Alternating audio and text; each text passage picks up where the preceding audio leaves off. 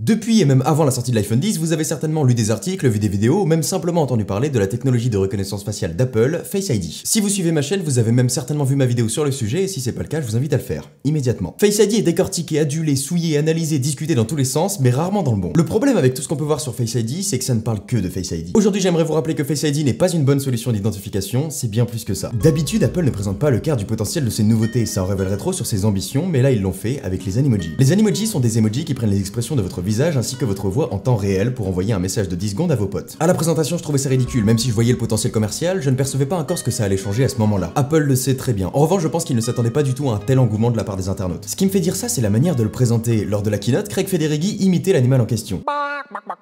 Personne fait ça. Personne. En revanche, les Animoji me poussent à envoyer des messages vocaux, ce que je ne faisais absolument jamais avant. Mec, ce soir il y a match, est-ce qu'on irait pas dans un bar et on se met une grosse rate? On peut y voir une nouvelle manière de communiquer, mais ce n'est pas là le sens de ma réflexion. Au-delà de la simple communication avec tes potes, un phénomène est vite apparu sur la toile, les karaokés Animoji. Et là, c'est certain qu'Apple l'avait pas prévu. Pour une raison très simple, les Animoji sont uniquement utilisables sur des tranches de 10 secondes dans iMessage. Il n'y a pas d'app dans laquelle tu peux faire ton karaoké en forme de caca, pour l'instant. Et pour ceux qui auraient la malchance d'avoir loupé ces moments formidables de l'internet, voici quelques courts extraits.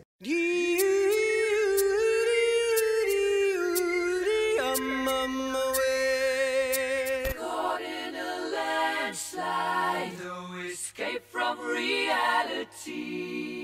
7500 on a Saint Laurent jacket, yeah. Bitch, be careful when you dumping your ass. C'est cool, hein? Et laisse-moi deviner, t'arrives pas à comprendre pourquoi tu trouves ça cool. La raison pour laquelle tu trouves ça cool, c'est parce que ça te rappelle une envie profonde que tu as au fond de toi. Cette envie que tu avais gamin de te plonger dans tes films préférés, d'être Peter Pan, le dinosaure de Jurassic Park ou Gollum pour les plus bizarres d'entre nous. Et on a tous vu ces images qui montrent ce qui se passe derrière la caméra. Un acteur pris par le personnage dont les points stratégiquement positionnés sur son visage permettent de lui délivrer la moindre de ses expressions. Ce qui n'est pas sans rappeler la manière dont fonctionne Face ID. Non seulement Face ID permet l'identification à l'aide de 30 000 points infrarouges projetés sur votre visage, mais il permet aussi le suivi de ses expressions en temps réel. La caméra TrueDepth, le capteur analyse plus de 50 mouvements de muscles différents. C'est la raison pour laquelle les Animoji adoptent si précisément les expressions de votre visage. Et suite à la phrase que je viens de dire, beaucoup de gens viennent de sauter de leur chaise et sont en train d'écrire en commentaire que c'est faux. C'est le youtubeur Marquez qui est à l'origine de ce doute qui subsiste, la technologie TrueDepth ne serait pas utilisée pour les Animoji. Il a constaté qu'en masquant les capteurs, les Animoji fonctionnaient toujours. Autre constat plus simple, ils ne fonctionnent pas dans le noir. Est-ce que ça suffit à dire qu'Apple ment quand il dit que sa technologie est utilisée pour les Animoji? Non. En réalité, les capteurs de l'iPhone X ne sont pas constamment utilisés pour le suivi du visage. Souvent, ils servent à l'analyser, à créer une base et c'est ensuite la caméra frontale qui prend le relais. Au final, une fonction comme les Animoji pourrait être rendue disponible sur de vieux iPhones. Mais Apple laisse le développement d'ARKit disponible en caméra frontale que sur l'iPhone X pour ces raisons de précision et de fidélité. Rendre les Animoji disponibles sur iPhone 8 reviendrait à baisser ces exigences et transformer les plaintes de non-disponibilité en plaintes de non-qualité. Il est possible que les Animoji ne soient qu'un effet de mode à la Handspinner, un effet wow qu'on va laisser tomber rapidement comme un gamin laisse son nouveau jouet au fond d'un placard. Mais il faut comprendre qu'Apple n'a pas seulement délivré un jouet, ils ont ouvert les portes de Toys R Us. La visite continue avec la présentation de filtres Snapchat qui au passage ne sont pas du tout disponibles. J'ai pas une super vue, j'étais un peu énervé au moment de la présentation et je considère toujours que c'est pas le meilleur moyen de présenter la technologie. Mais il est impossible de nier que les filtres qui nous ont été présentés ne sont pas de simples filtres, ils assurent un suivi du visage qui est assez remarquable. Si Apple nous montre ça, c'est pour nous délivrer un message. Ne voyez pas la technologie que par notre œuvre, voyez-la par celle des autres. La présence de Snapchat n'est pas anodine et ça a été un précurseur au niveau de la réalité augmentée grand public. Vous voulez une vraie révolution? Elle passera par la réalité augmentée. Et ce n'est pas parce qu'une technologie n'est pas correctement utilisée à ses débuts qu'elle n'a pas de légitimité. Ce n'est pas à Apple de l'exploiter, c'est aux développeurs. Les Animoji ne sont qu'un château dans un bac à sable où il y a assez de place pour créer un empire. Mais avant de créer un empire, il faut un roi, et ce roi, il lui faut un visage. Et quoi de mieux pour l'identifier que de projeter 30 000 points sur ce dernier? Demande à Spielberg. Il existe déjà une application tirant parti de cette technologie. La compagnie de lunettes Warby Parker a mis à jour son application proposant des suggestions de paires en réalité augmentée. Et j'insiste sur le mot suggestion. L'app analyse les traits de ton visage pour te proposer une monture qui colle parfaitement à ta petite gueule. Tu croyais pas ça possible? Que tu es naïf. Selon Michael Kosinski, professeur à l'université de Stanford, l'intelligence artificielle par la reconnaissance faciale sera bientôt capable de comprendre votre orientation sexuelle, politique ou encore votre QI juste avec les expressions de votre visage. Donc te proposer des lunettes, on peut le faire. Imaginez un smartphone capable de vous proposer une séance de méditation car il perçoit que vous êtes trop stressé. Ça peut vous paraître con, mais c'est pas ce que me laisse penser la fonction respirer de mon Apple Watch qui est une fonction que j'affectionne particulièrement. Imaginez une plateforme de streaming musical qui vous propose une playlist en fonction de vos goûts et de votre humeur. Imaginez pouvoir contrôler des objets connectés par des gestes inconscients. Vous pouvez imaginer tout ce que vous voulez et je veux de cette imagination dans les commentaires, mais ne vous arrêtez pas à l'iPhone. Si aujourd'hui Face ID agit sur la caméra frontale, elle agira demain juste en dessous de votre front.